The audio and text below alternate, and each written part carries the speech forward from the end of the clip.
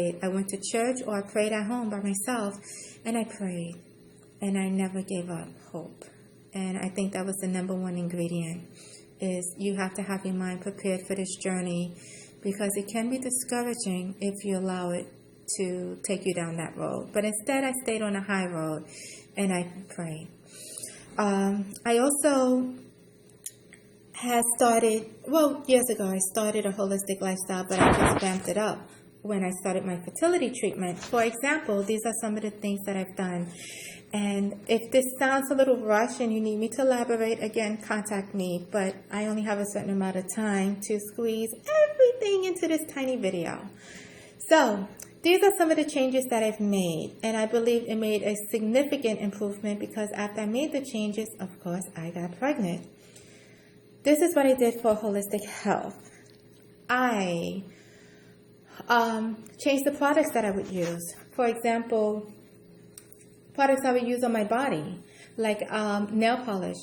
I would usually go natural, or if for work I felt that my nails needed to be groomed, I would use nail polish that did not contain formaldehyde or those other toxic ingredients.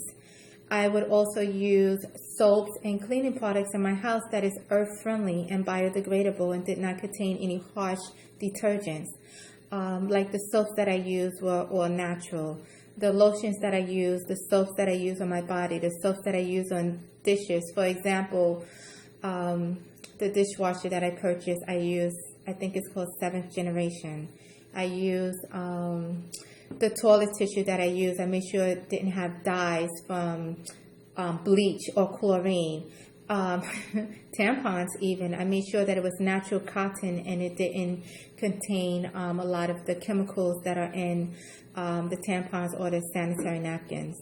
So I was very mindful and very conscious about the things that I use in my body, in my home, the cleaning products, because these lotions and these cleaning products, when we're doing dishes or cleaning our floors, it seeps into our skin. Even laundry detergent, it seeps into our skin. And if we're already having infertility issues, especially things like fibroids and other stuff where it's in our system, things can irritate it and make it grow. So I think these things help me. Also, I changed my pots. Instead of using aluminum pots, I use stainless steel pots. And instead of storing my things in plastic containers, I would try to store them in glass or stainless steel containers. I also installed a water filter under my sink to make sure it takes out the mercury and the lead that's in the water and other harmful ingredients that's in the water. I changed my diet to organic. I use organic fruit and vegetables. Yes, it is expensive, but you know what? My child is worth it. She was worth the sacrifice, because trust me, this was a sacrifice and I was dedicated. I was determined to get pregnant. So my baby was worth it. So I ate organic and I juiced a lot. And organic is good because it does not have a lot of pesticides. It does not have the harmful chemicals, the wax buildups on these foreign things, and it goes on and on. I suggest that you do a search on Google to find out the difference between organic versus non-organic foods. And you'll be amazed about things that they even put on an apple or a simple fruit that we all just take for granted and usually use without, second thought, perhaps. So I drank lots and lots of water. I juice. My favorite juice in the morning would be strawberry, blueberry, and banana with apple juice. I would use a protein powder, spirulina, and I will also use wheatgrass.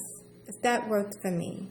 I will also use kale. Pretty much every day I would use kale, either a whole bundle, like when you go to the supermarket and they have the bundle of kale, I would use the whole bundle, or I would use half and mix it with 1 or maybe 2 apples just to break the taste, because it could be kind of tart. I was living pretty much a vegetarian lifestyle. I would say I was 75% vegetarian and 25% raw foodist. So I was learning how to make a lot of mock dishes, like a mock tuna. You could look up that recipe on Google. Mock, M-O-C-K, tuna, T-U-N-A. I also steam my vegetables. I bought a steamer. They're inexpensive. You could get one for like maybe $10, $15. I bought a steamer and I would steam vegetables, steam salmon. I would still eat salmon from time to time. Just try to be healthy. Use natural herbs. So it was a lot of things that I can do, and perhaps I would make a video focusing more on my foods.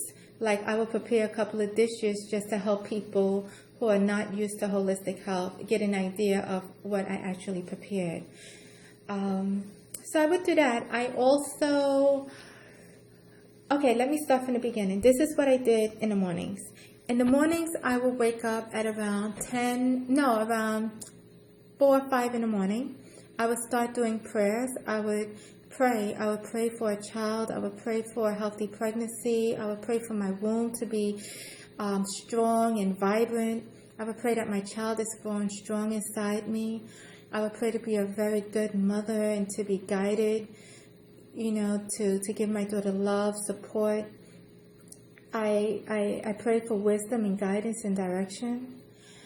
I prayed for faith and to be strong through this journey. I also journaled. Journal helped me release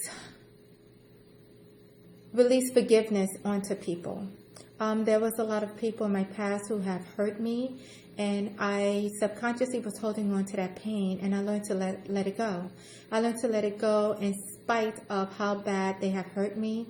I learned to let it go even though they didn't ask for forgiveness, or if they're no longer here, or if I never seen them again, or if they don't even act like they want to be forgiven. I forgave them because